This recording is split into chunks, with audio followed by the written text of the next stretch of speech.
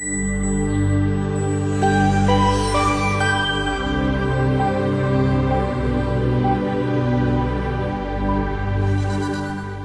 the years, many studies have been conducted to discover what we want from our leaders. The studies have consistently arrived at the same conclusion. We want to trust our leaders first and foremost, as much as we want to receive respect, appreciation, acknowledgement, and a sense of importance. We must first trust that we are being treated with honesty and integrity. Without trust, we feel manipulated and used. Yet, studies have never dealt with the next pivotal question. How do leaders, whether parents, teachers, business or government leaders, or the leaders within each of us, build trust at a foundational level? The answer comes from seizing the woo when we are with others by being present. Being present means that 100% of your mind, body, and spirit are actually here in the present moment. Being present sends an unmistakable message at the subconscious level. In our moments of being fully present with and for others, we convey to them that they are truly important. When others are present for us, we feel connected, cared for, and appreciated. It is the simplest, yet most powerful way we both give and receive love.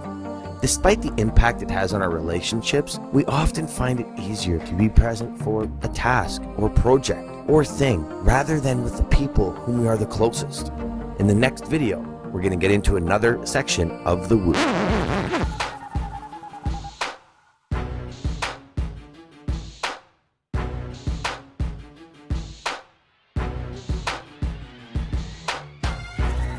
If I had but one story to tell you, this would probably be it. Because this is a story about perhaps the most important, what I call vision key. A vision key is an area that we are responsible for to redirect our vision to, of all the others that I teach. In fact, it's so important, I'm going to make you a couple promises. The first promise is, if you will seek and commit to master this idea we're about to learn about, nothing you will do will be more important than this idea in your career. It'll make a bigger difference in your professional relationships, in whatever you do professionally. But I'll make a bigger promise to you. And that promise is, if you commit to mastering this idea, there is nothing you will do in your life that will be more powerful and more important to the people that you love in building a relationship with family, with friends, with those that you want to build a life together with. In fact, every one of us in our life at some time are going to ask this question. It's what I call the question. And the question says, did I live a great life? And you know, you're going to have one of two answers, and you can't fake it. It's either going to be yes, or it's going to be, oh my goodness, why didn't I? Why didn't I tell them how much I loved them? Why didn't I play more? Why didn't I take that shot? Why didn't I go for it? Well, I'm going to promise you that this one idea and this story will bring alive and give you more towards that answer you want of yes than anything else that you could seek to master. And the idea is simply this. It's so important that I call it the gift. And the gift says, I am fully present. Give others that gift, give yourself that gift. Fully present. Now, what does that mean? When you're fully present, 100% of your mind, body, and spirit is with the person you're with where they are now. Let me say that again. When you're fully present, 100% of your mind, body, and spirit is with the person you're with where they are now. Now, how many of you ever been with somebody where you know their body's here, but the rest of them is definitely in a different county? Now, we've all had that happen before. But the question about that is, how does it make you feel? For most of us, it makes us feel angry, frustrated, but in some way, shape, or form, it makes us feel unimportant and worthless.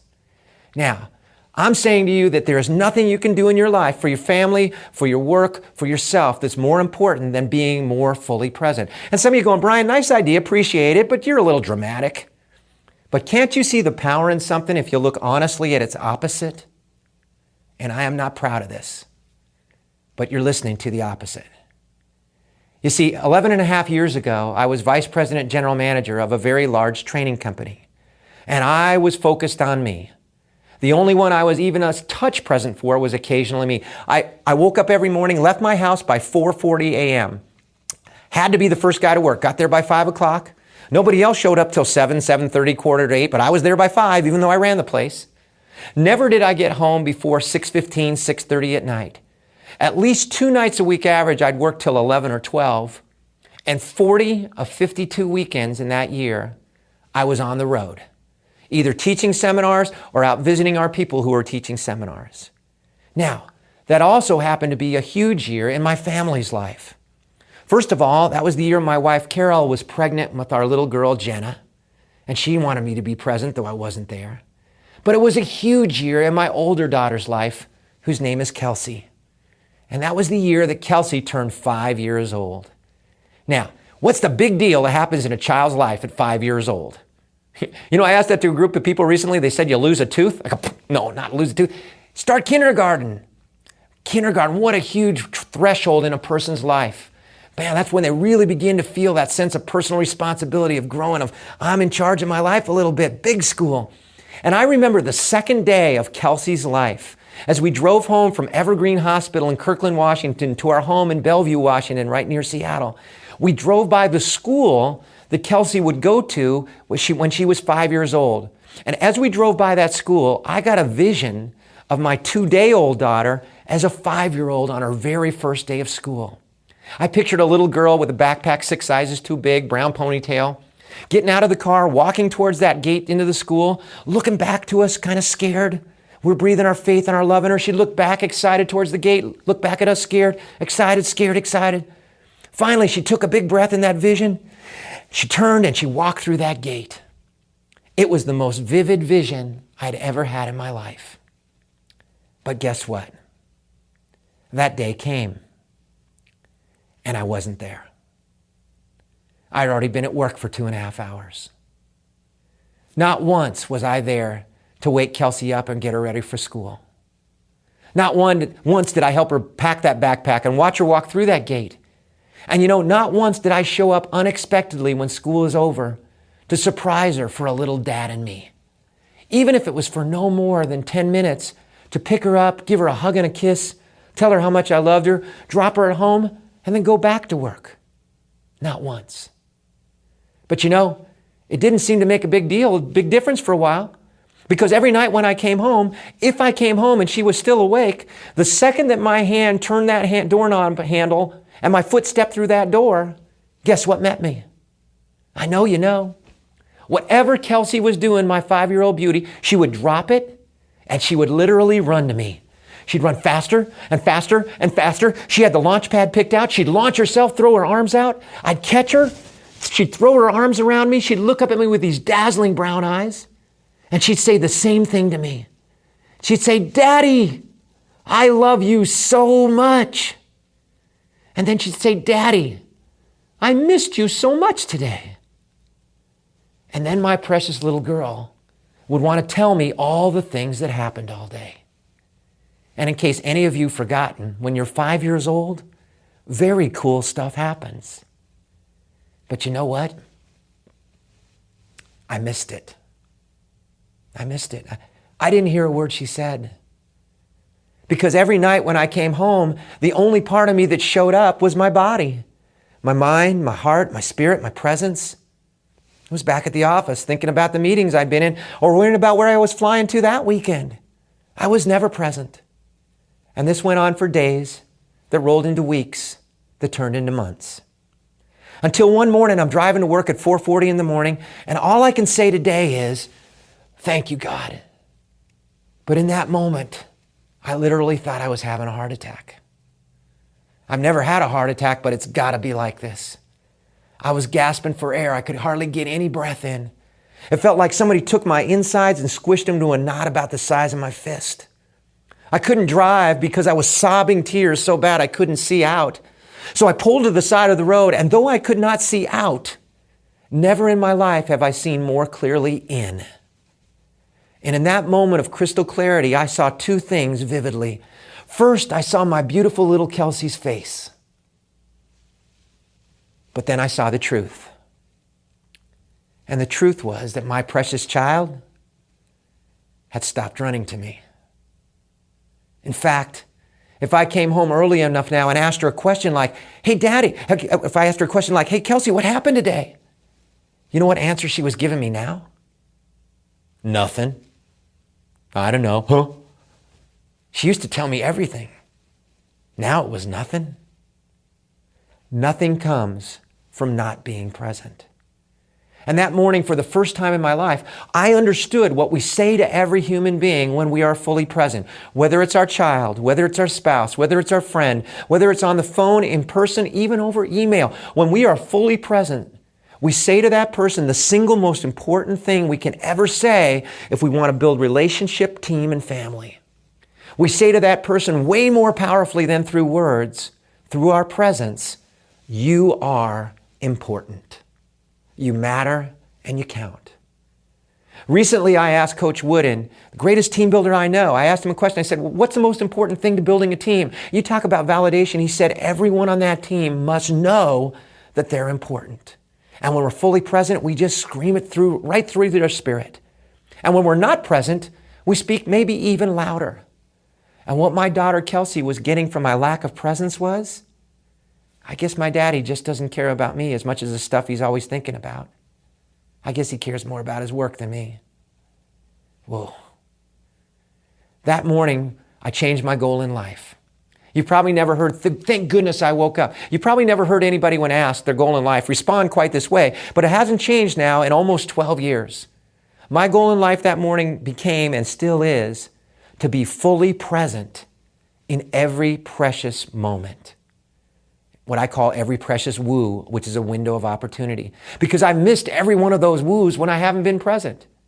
And from that morning on, I started to make some changes. First, as I drove home at night, instead of reliving my day, I started to condition myself, to train myself to get interested in their day.